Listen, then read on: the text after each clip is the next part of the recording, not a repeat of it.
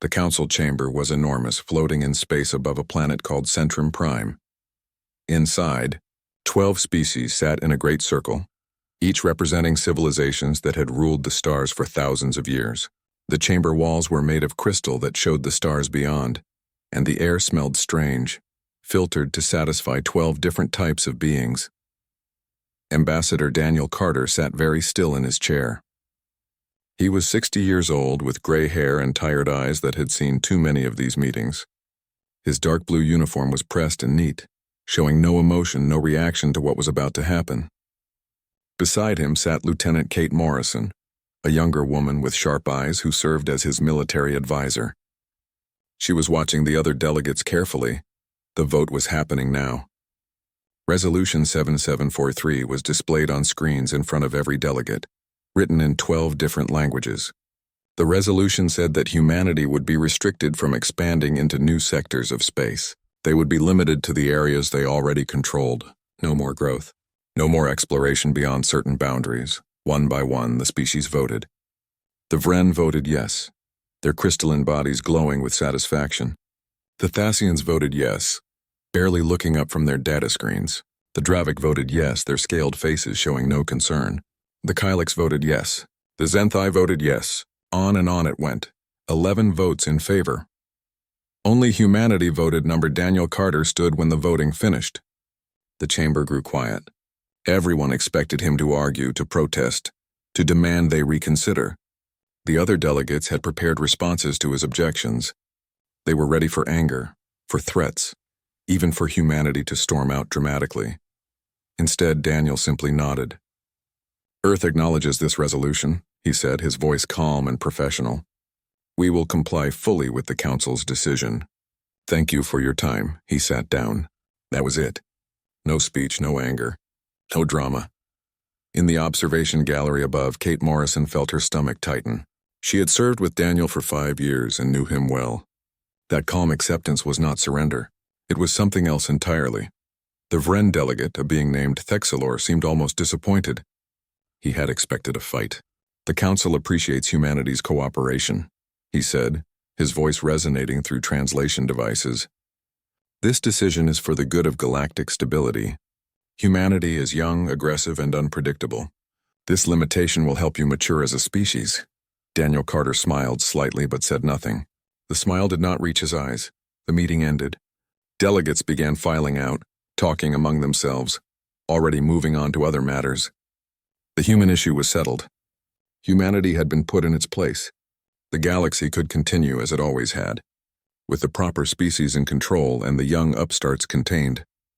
What none of them noticed was the message that Kate Morrison sent from her personal device as she left the chamber.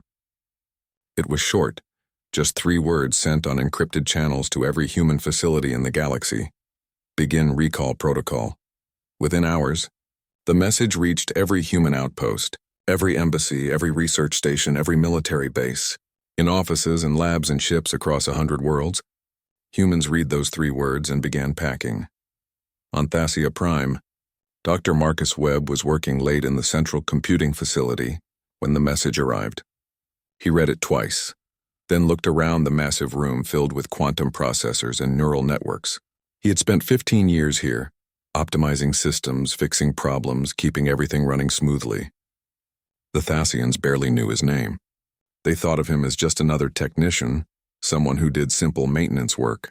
Marcus began backing up his personal files. He would leave instructions for basic maintenance, but nothing more. The deep architecture, the optimization algorithms, the predictive maintenance schedules that he ran in his head, those would go with him. The Thasians would figure it out eventually, or they would not. On Dravik 7, a mining colony deep in contested space, Nicole Patterson received the message while inspecting a new tunnel. She was covered in dust, her work clothes stained with the red dirt of this alien world. Around her, Dravik overseers shouted orders at mining crews, taking credit for the efficiency of operations that Nicole had designed and maintained for 8 years. She had been preventing cave-ins, predicting unstable geological formations, optimizing drill patterns to maximize yield while maintaining safety. The Dravik thought it was their superior planning. They had no idea that Nicole was doing calculus in her head every day, solving problems they did not even know existed. Nicole climbed out of the mine, submitted her resignation through the company system, and booked passage on the next transport to Earth. She did not explain why she was leaving. She did not offer to train her replacement. When the Dravik supervisor asked her to stay just a few more months, she smiled politely and said no. On the council station itself, Amy Rogers was working in the xenolinguistics department, translating a dispute between two species over mining rights. The argument had been going on for 3 weeks, with both sides getting angrier and more frustrated.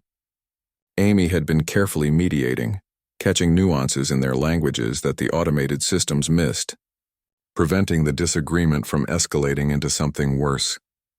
She was 28 years old, fresh-faced and quiet, so junior that most council members did not know she existed. But she was the one keeping 12 different linguistic frameworks from colliding, preventing misunderstandings that could cause diplomatic incidents. Amy finished her current translation, saved her work, and submitted her resignation. She left a brief note apologizing for the short notice. Within a day, she was on a ship heading back to Earth. Across the galaxy, it was happening everywhere. Human doctors quietly concluded their work and left alien hospitals. Human engineers finished their shifts and did not return. Human teachers completed their classes and resigned. Human soldiers filed paperwork to terminate defense pacts and began the long journey home. They were all polite. They all followed proper procedures. They all thanked their employers and colleagues for the opportunities. None of them made scenes or caused problems. They simply left. Captain Lisa Hayes commanded a patrol group of 6 human ships that had been keeping pirates away from the frontier territories. Her ships had responded to hundreds of distress calls over the years, stopped raids, recovered stolen cargo, rescued kidnapped civilians. The local governments barely acknowledged her presence. They thought the region was peaceful because of their own superior laws and enforcement. Lisa received the recall order while her ship was docked for maintenance. She informed the station commander that her patrol group would be departing, thanked him for his cooperation, and left. The commander seemed confused but not concerned. He assumed other patrol ships would fill the gap. He was wrong. In orbit around Earth, Admiral Jake Sullivan stood on the bridge of the Earth defense ship Liberty, watching the recall orders scroll across his screen. Hundreds of ships, thousands of personnel, all coming home. He felt a strange mixture of emotions. Pride in how smoothly the operation was proceeding, sadness at leaving allies and friends, but mostly he felt relief.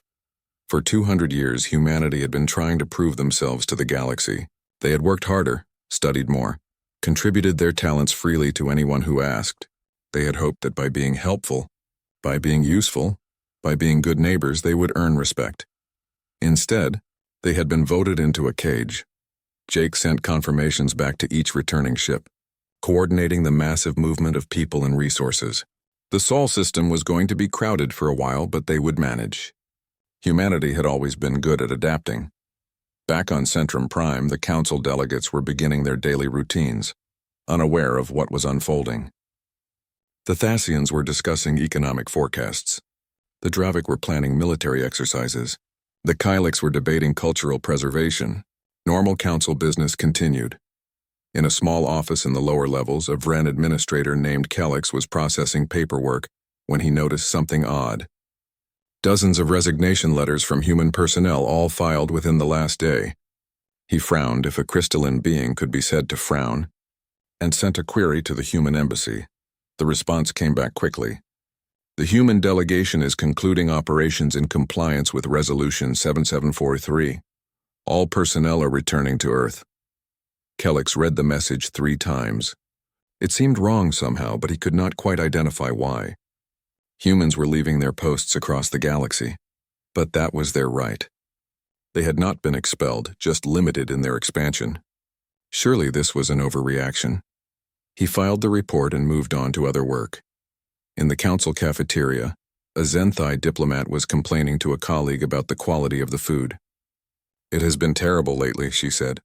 "Nothing tastes right," her colleague agreed. "The kitchen staff seems confused. Many mistakes in the orders. Neither of them realized that the head chef had been human, a man named Victor Chen who had spent 10 years learning the dietary needs and taste preferences of 12 different species. He had made sure everyone was fed properly, that food was prepared safely, that dietary restrictions were respected. He had left yesterday, and the kitchen was now run by a Zenthai who was following recipes he did not fully understand. 3 months had passed since the humans left.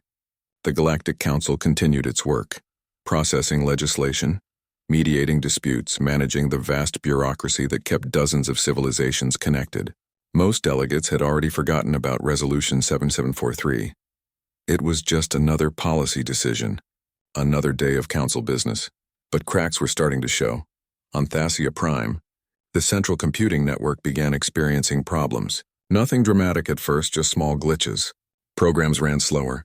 Data queries took longer to process. Error messages appeared more frequently. The Thassian technicians ran diagnostics but found nothing wrong with the hardware. Everything looked fine on the surface.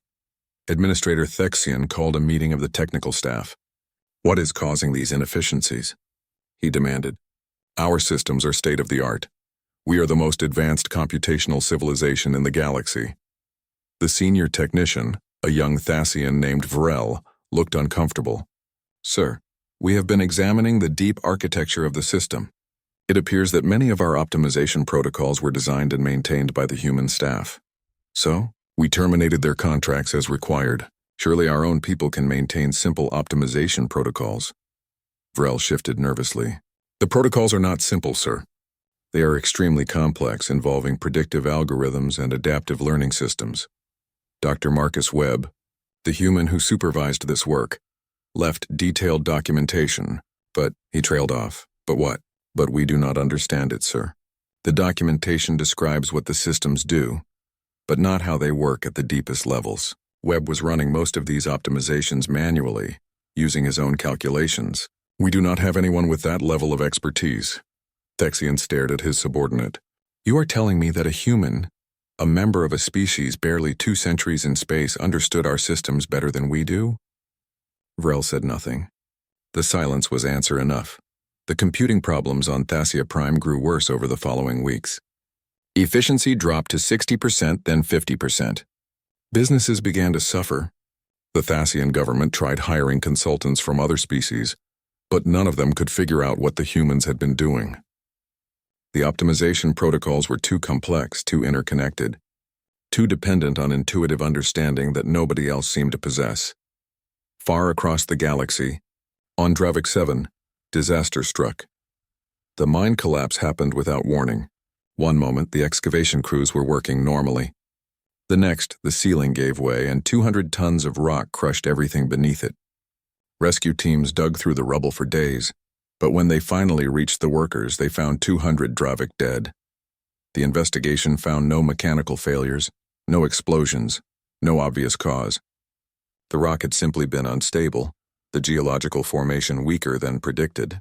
Safety protocols had failed to identify the danger. Mining supervisor Grauk reviewed the incident reports with growing anger and confusion. "How did this happen? We have been mining this planet for 15 years without a single major accident. Our geological surveys are thorough. Our safety measures are the best in the sector." His assistant, a younger Dravik named Thres, hesitated before responding. "Sir, I have been reviewing our historical data. Our accident rate was extremely low during the years when the human contractors were working here. Since they left 3 months ago, we have had 17 minor incidents and now this major collapse." "What are you suggesting? That humans were somehow better at mining than we are? The Dravik Empire has been extracting resources from hostile worlds for 5,000 years. I am suggesting nothing, sir. I am simply reporting the data." Thres pulled up files on his screen. The human supervisor, Nicole Patterson, submitted safety reports every week. I have been reading them. She was predicting unstable formations, recommending alternative drilling patterns, identifying risks that our automated systems missed. Grauk grabbed the files and read through them, his expression darkening. The reports were dense with mathematical calculations, geological analysis, risk assessments. Patterson had been doing work that the Dravik assumed their computers were handling automatically. Why did nobody tell me humans were doing this work? Because nobody noticed, sir. Patterson never made a point of it. She simply filed her reports and adjusted operations accordingly. She made it look easy. Another mine collapsed the following week, then another. The Dravik mining operations, once the most efficient in the galaxy, became dangerous and unpredictable. Production dropped by 40%. The Dravik government declared a safety crisis and shut down 12 major mines pending investigation. Nobody connected it to the human departures. Not yet. At the Galactic Council itself, the bureaucracy was grinding to a halt. Forms that once took days to process now took weeks. Translation errors multiplied. Simple requests got lost in the system. Council members began missing meetings because they received the wrong time or location. Councillor Vex of the Orion Combine cornered Administrator Kellex in a hallway. "What is wrong with the Xenolinguistics Department?" Vex demanded. "I submitted a simple treaty revision 6 weeks ago. It still has not been translated." Kellex checked his datapad, his crystalline face showing confusion. "The treaty is in the queue, Counselor. The department is experiencing delays. Why? What changed?" Kellex scrolled through his records. "We are short-staffed. We had a significant number of resignations 3 months ago. Replace them. We have been trying, Counselor, but the complexity of the work is greater than anticipated. The junior translators are struggling. Many of them relied heavily on the guidance of more experienced staff, who are no longer here. Who left? Get them back." Kellex pulled up the resignation records. "Most of the departures were human staff, Counselor. They left after Resolution 7743. The senior mediator was a human woman named Amy Rogers." "A human was our senior translator?" Vex's translator struggled with his tone of disbelief. Not senior in title, but apparently senior in capability. She handled the most complex disputes. Her resignation notes indicate she was mediating between all 12 major linguistic frameworks simultaneously. Vex walked away, shaking his head. One human could not have been that important. It was impossible. But the translation problems got worse. Misunderstandings between species became more common. Ancient prejudices, once smoothed over by careful diplomatic language, began to resurface. 2 species that had been at peace for centuries nearly went to war over a mistranslated trade agreement. On the frontier, pirate attacks increased dramatically. Raiders who had once operated carefully, afraid of swift response, now struck boldly at shipping lanes and colony worlds. Merchant convoys that had safely crossed dangerous space for decades were being ambushed and destroyed. The Kylix Republic lost 3 cargo vessels in 1 week. Security Minister Vaxil called an emergency meeting. "Where are the patrol ships? Why is nobody responding to these attacks?" "The patrol routes are covered, Minister," his aide reported. "But response times have increased significantly. By the time our ships arrive, the pirates are gone." "What about the frontier patrol groups? The ones stationed in the contested sectors?" "Those were primarily human-operated, Minister. They left after the resolution." Vaxil stared at his aide. "Human ships were patrolling our trade routes?" "Yes, Minister. 6 patrol groups, each with multiple ships. They were part of the defense pact signed 30 years ago. They responded to distress calls, deterred pirate activity, provided escort services. Very effective operations. And nobody thought to replace them when they left?" The aide looked uncomfortable. "Nobody realized how much they were doing, Minister. Their reports were filed with local station commanders, not with Central Command. They're handling problems before they became serious. The pirate attacks continued. Dozens of ships were lost. Hundreds of civilians died. The frontier territories that had been peaceful for decades became dangerous again. In the medical centers of the Kylix Republic, a new crisis emerged. A disease appeared on one of the outer colonies, spreading rapidly through the population. The Kylix medical establishment was not initially concerned. Their immune systems were advanced, their medical technology sophisticated. Plagues were a problem for primitive species, not for them, but the disease kept spreading. People kept dying. Nothing the Kylix doctors tried seemed to work. The disease mutated faster than they could develop treatments, adapted to every countermeasure, spread through populations that should have been immune. Dr. Kessel, Chief Medical Officer of the Kylix Republic, reviewed the mounting death toll with growing horror.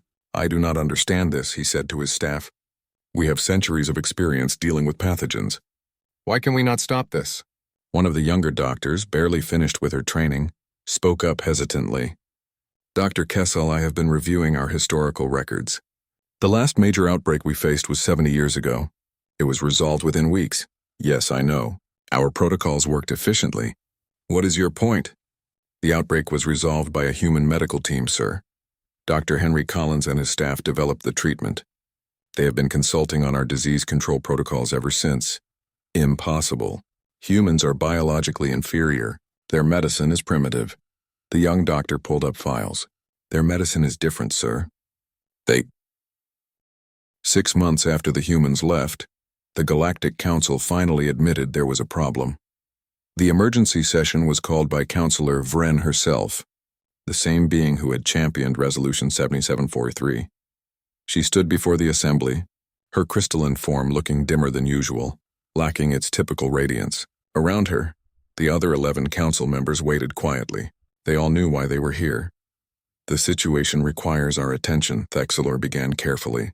Several member civilizations are experiencing unprecedented difficulties. We must assess whether these problems are related and determine appropriate responses. The representative from the Kylix Republic spoke first. His voice was strained, exhausted. The plague continues to spread across our worlds. The death toll has reached 12 million. Our medical infrastructure is collapsing. We have requested assistance from every medical civilization in the galaxy. None of them can help us. What about your own medical establishment? Asked the Thasian delegate. The Kylix are known for advanced biological sciences. Our sciences are theoretical. We understand biology on a fundamental level. But this outbreak requires practical knowledge we do not possess. We have discovered that for the past century, human epidemiologists were handling all of our disease responses. They did it so smoothly that we never noticed.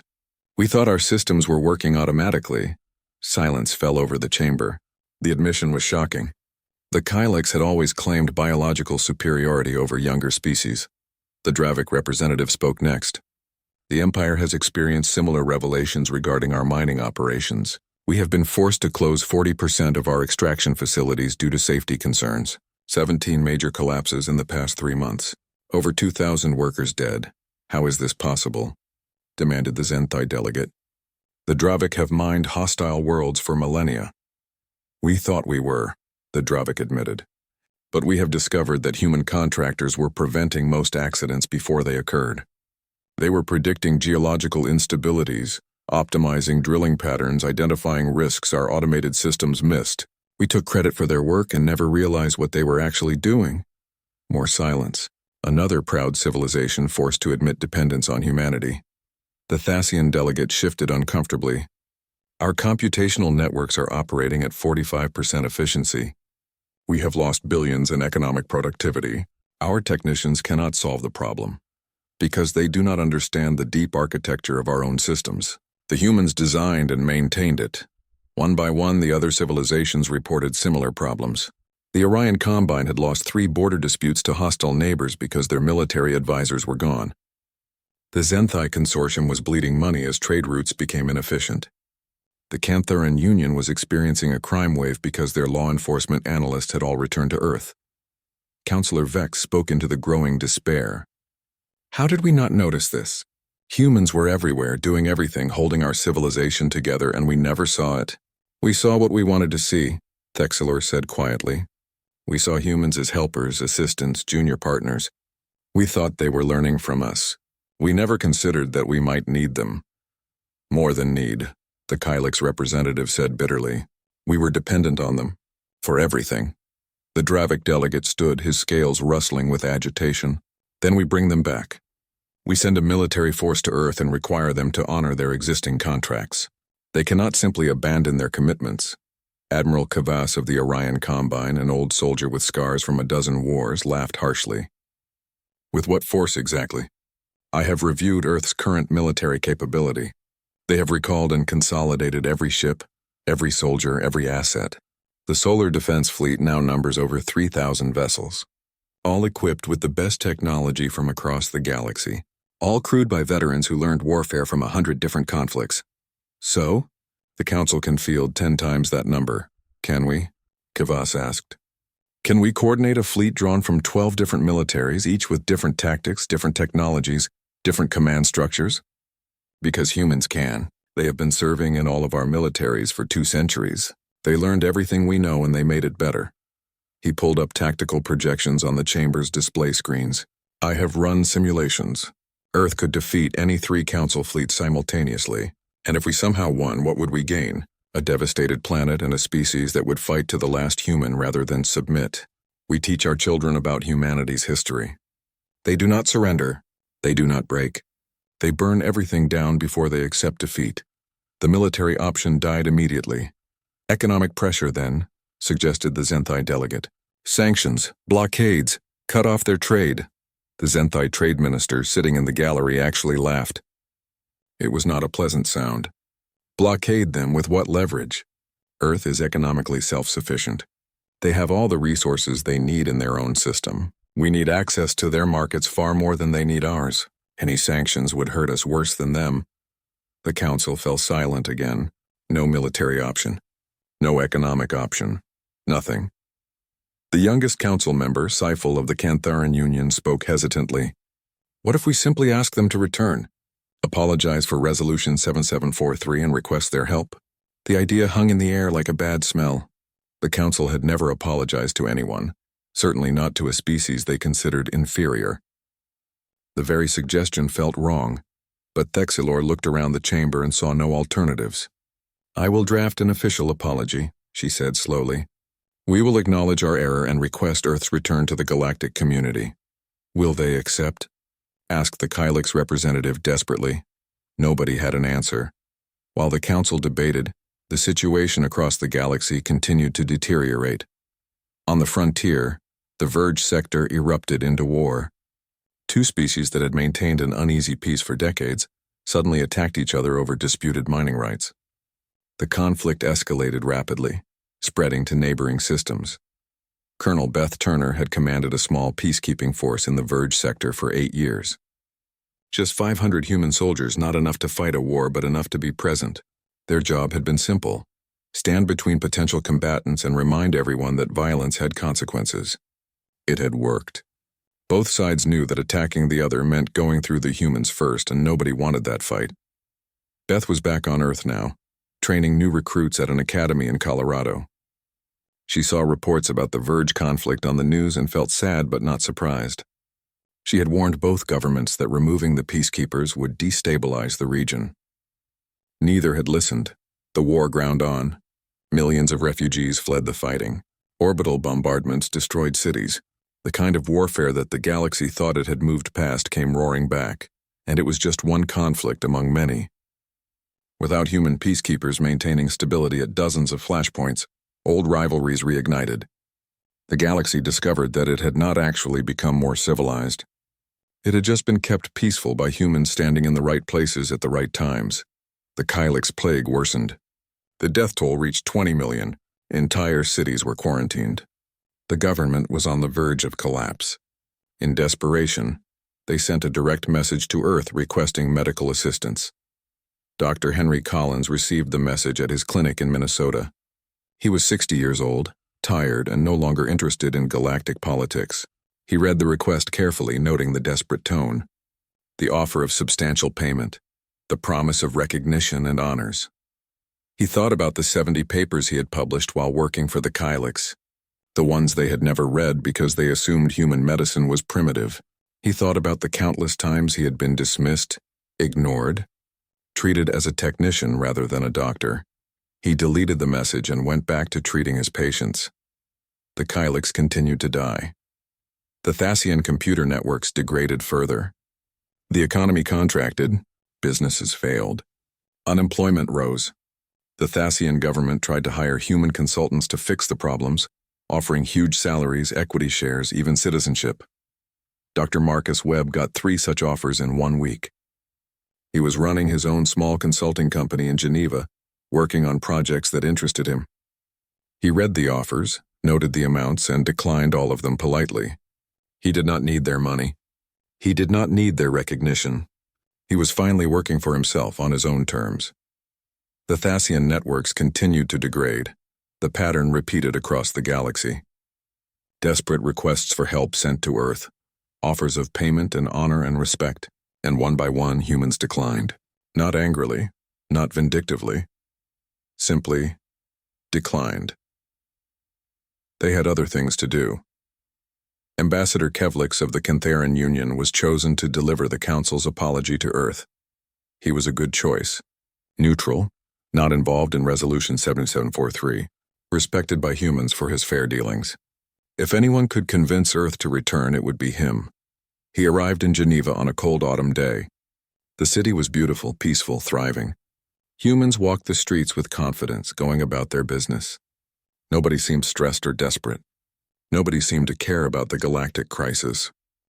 While the galaxy struggled, Earth was experiencing something extraordinary. Director Raymond Foster stood in the main hall of the Consolidated Research Initiative in Geneva, watching hundreds of scientists work. The facility had been built in just 4 months, a massive complex dedicated to advancing human technology. The people working here were the same experts who had been spread across the galaxy, solving alien problems, building alien systems. Now they were all home, and they were working for humanity. Status report, Raymond said to his assistant, a young woman named Claire Bennett. Claire pulled up data on her tablet. The quantum computing project is ahead of schedule. Dr. Webb's team cracked the Vren crystal matrix theory last week. Turns out it was not as complicated as the Vren claimed. They just kept it proprietary to maintain their monopoly. How does our version compare? Better, 40% smaller, 60% more efficient, and we can manufacture it with common materials. We should have production facilities online within 6 months. Raymond smiled. The Vren had controlled that technology for 3,000 years, making fortunes by licensing it to other species. Now humans had not only matched it but improved it. What else? Medical Division reports major breakthroughs in genetic therapy. Dr. Martinez says they should have treatments for most hereditary diseases ready for clinical trials by next year. The Agricultural Division has developed crops that grow in Martian soil with minimal modification. The Propulsion Lab has 3 new engine designs in testing. The list went on. In every field, human researchers were making incredible progress. They had spent 2 centuries learning from the galaxy's best, studying alien technologies, understanding how everything worked. Now they were taking that knowledge and building something better. And we are doing this all in 6 months? Raymond asked. We are motivated, Claire said simply. For the first time, we are working for ourselves. Not trying to prove anything to anyone, just building the future we want. In another part of Geneva, Dr. Carol Martinez ran the Medical Research Division. She was 55 years old, with gray streaking her dark hair, and she had spent 30 years working in alien hospitals. She had treated diseases from 100 different worlds, learning how biology worked across vastly different organisms. Now she was applying all that knowledge to human medicine. The longevity treatments are ready, she told her team during their morning meeting. We have identified the key genetic markers that cause aging. The therapy is safe, tested, and ready for widespread deployment. What kind of extension are we talking about? Asked one of the younger doctors. Conservative estimate. Average human lifespan increases to 150 years, possibly more with continued treatment. And it is not just longer life. Quality of life improves dramatically. We are talking about people staying healthy and active well into their 2nd century. The room erupted in excited chatter. This was the kind of breakthrough that changed civilizations. The aliens always said humans were biologically inferior, Carol continued. Turns out we are just late bloomers. We live shorter lives naturally, but that made us better at studying longevity. We had motivation they lacked. Now we have surpassed them. She pulled up more data. Cancer is effectively cured. We have treatments for all major genetic disorders. Neural regeneration is possible. We have even made progress on reversing age-related cognitive decline. Human medicine is now the most advanced in known space. Are we going to share this with the galaxy? Someone asked. Carol thought about the years she had spent working for the Kylix, how they had dismissed her expertise, how they had taken credit for her work. Eventually, perhaps, through proper channels with fair compensation. But first, we make sure every human has access to these treatments. We take care of our own people first. On Mars, the terraforming projects were accelerating beyond anyone's predictions. Nicole Patterson, the former mining engineer, was now leading the geological survey teams. She stood on the surface in a pressure suit, looking at the equipment scattered across the red landscape. The atmospheric processors are working at 120% of projected efficiency, her assistant reported. The underground water extraction is ahead of schedule. The bacteria are spreading faster than expected. Nicole nodded, pleased. What about the temperature? Rising slowly but steadily. At this rate, we can have breathable atmosphere in the valleys within 30 years. Full planetary atmosphere in a century. Make it 50 years, Nicole said. I want to walk on Mars without a suit before I die. Her assistant looked skeptical. That is very aggressive. We were mining the most hostile environments in the galaxy while being treated as simple laborers. Now we are working with proper resources and recognition. We can do this. Mars was just the beginning. Europa, Titan, Ganymede. Dozens of moons and asteroids were being developed simultaneously. Humanity was expanding through their own solar system at an incredible pace, building habitats and colonies and industrial centers. They were not spreading to other stars yet. Resolution 7743 still limited their expansion beyond Sol system, but they were making their own space into something extraordinary. Admiral Chris Powell commanded the Solar Defense Fleet from his flagship, the Earth Defense Ship Unity. The ship was enormous, dwarfing anything humanity had built before. It bristled with weapons and sensors, incorporating the best technology from across the galaxy. Chris was reviewing tactical simulations with his senior officers. The fleet is now at full operational capacity, he reported. 3,000 ships all equipped with next-generation weapons and shields. Crew training is complete. What about the new defense platforms? Asked his tactical officer, Commander Gary Stone. Online and operational. We have sensor networks covering the entire Sol system. Nothing gets in or out without us knowing about it. Gary pulled up a tactical map. We have also been tracking pirate movements near our borders. 3 separate groups have been probing our defenses. And they do not do it anymore. We eliminated 2 groups completely. The third retreated after we destroyed their scout ships. Word is spreading that human space is not worth attacking. Chris nodded grimly. Humanity had learned warfare from the best military forces in the galaxy. They had served in every major conflict, learning tactics and strategy and the brutal realities of combat. Now they were applying those lessons to their own defense. The solar fleet was not the largest in the galaxy, but it was probably the most effective. Human officers had trained with every species, learned from every military tradition, and combined it all into something new. Any attempts at communication from the Council? Chris asked. Several. They want to negotiate defense pacts, hire our ships for patrol duties, all the usual requests. Secretary Carter is handling the diplomatic responses, which are polite refusals. We are not interested in working for them anymore. The economy was booming. Human manufacturers, no longer competing with established alien industries, were filling every gap in their own markets. Unemployment was effectively zero. Everyone who wanted work could find it, often in their preferred field. The stock markets reached record highs. New companies formed every day. Innovation was everywhere. People had money, hope, and faith in the future. In the streets of New Seattle, people walked with confidence. In the cities of Earth, Africa, and Asia, construction cranes dotted the skyline. New buildings, new infrastructure, new possibilities. A young girl named Sophie stood on a viewing platform in New Seattle, looking up at the night sky. She was 10 years old, born after first contact, growing up in a world where aliens were normal and space travel was common. "Mom," she asked, "why did the aliens want us to stop growing?" Her mother, an engineer who had worked on Thassia Prime before the recall, knelt down beside her. "They were afraid, sweetie. We were learning fast and achieving things they did not expect. It made them uncomfortable. But we were helping them. Yes, we were. But sometimes people do not appreciate help until it is gone." Sophie thought about this. Are we going back? Maybe someday, when they are ready to treat us as equals.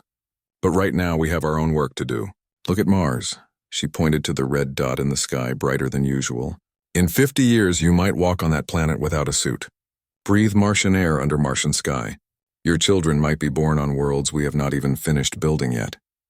That is our future, Sophie. Not serving the galaxy, but building our own civilization. Sophie smiled and looked back at the stars.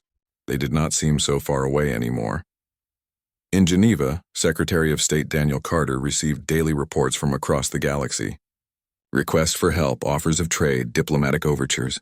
He read them all carefully and responded to each one. Some requests were accepted. If a civilization wanted to hire human consultants, and they were willing to pay fair rates and show proper respect, Daniel approved it. Trade agreements were negotiated as equals. Cultural exchanges were arranged on human terms, but most requests were declined. Anything that felt like the old relationship, where humans did the work and aliens took credit, was rejected immediately. They still do not understand, Kate Morrison said, reading over the latest batch of requests. She was Daniel's chief of staff now, handling the flood of galactic communications.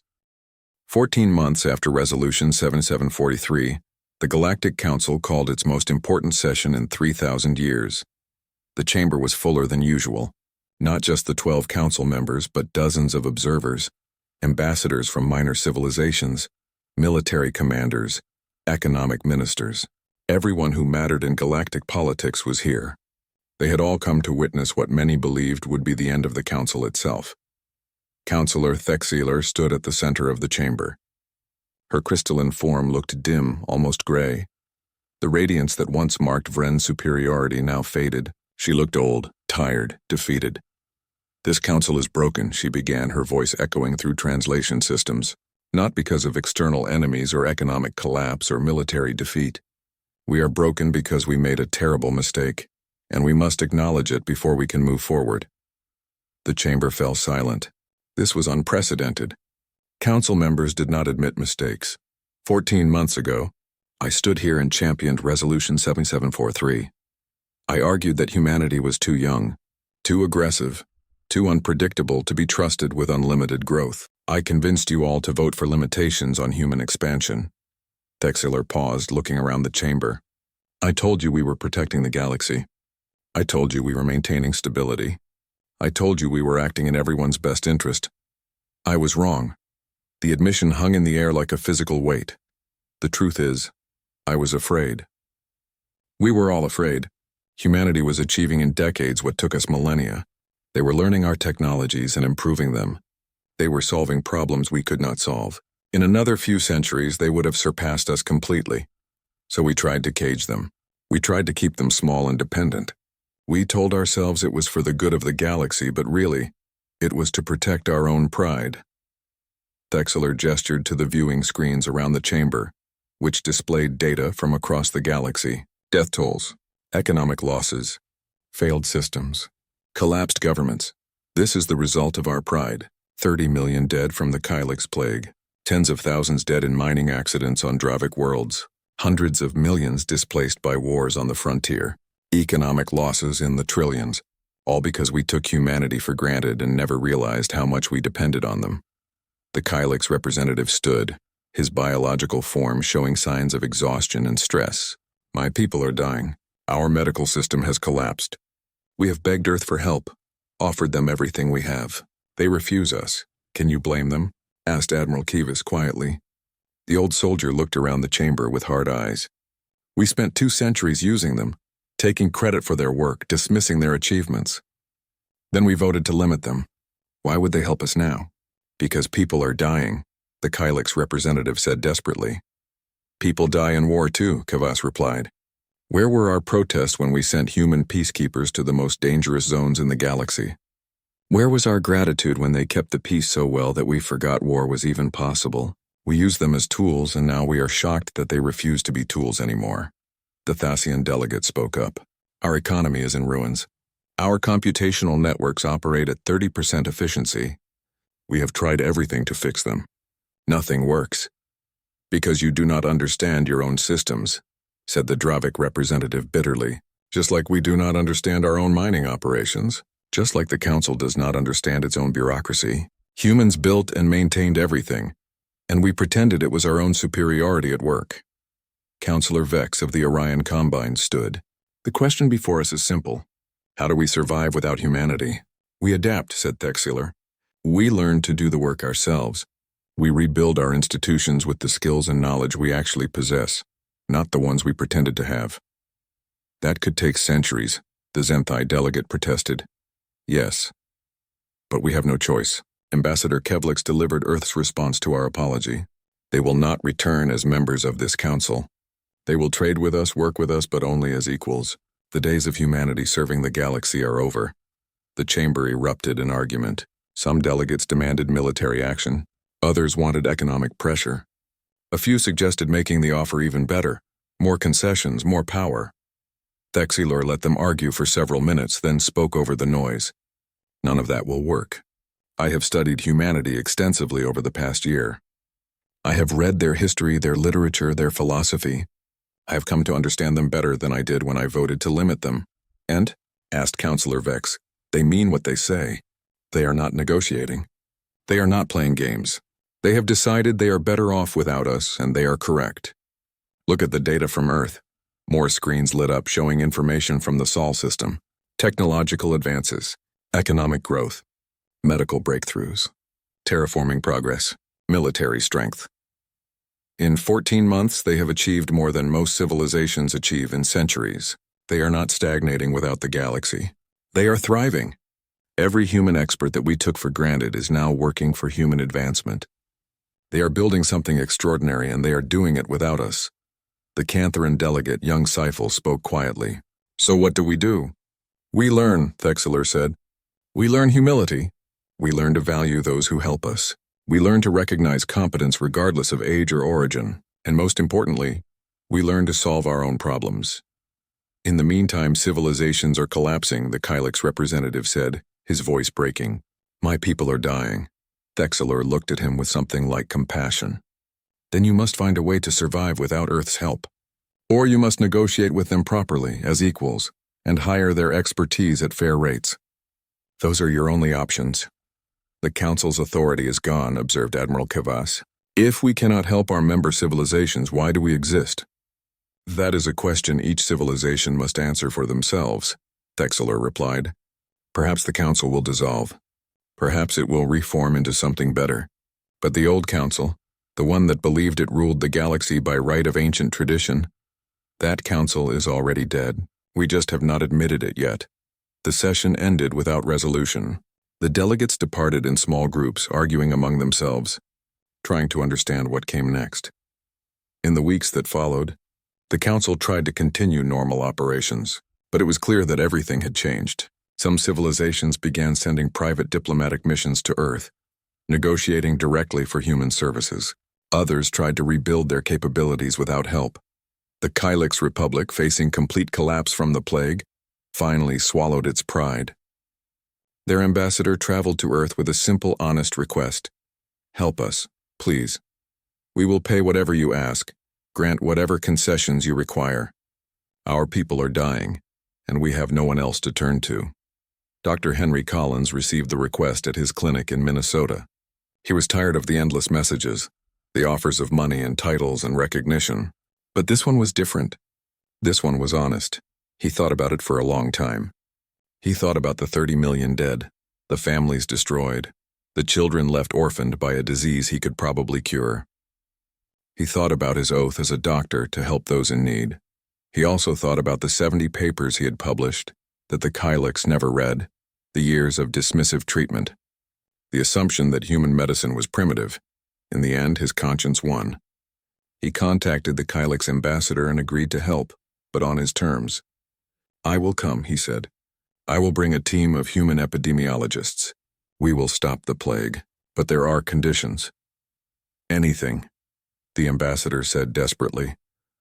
First, you will pay standard consultation rates, no discounts. Second, you will acknowledge publicly that human medical expertise saved your civilization. Third, you will fund a joint medical research program between Earth and the Kylix Republic, with humans having equal authority.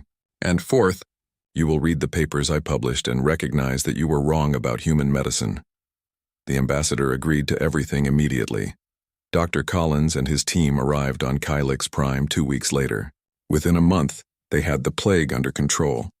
Within 3 months, it was eradicated. The death toll stopped rising. The Kylix Republic honored their agreement. They praised human medicine publicly.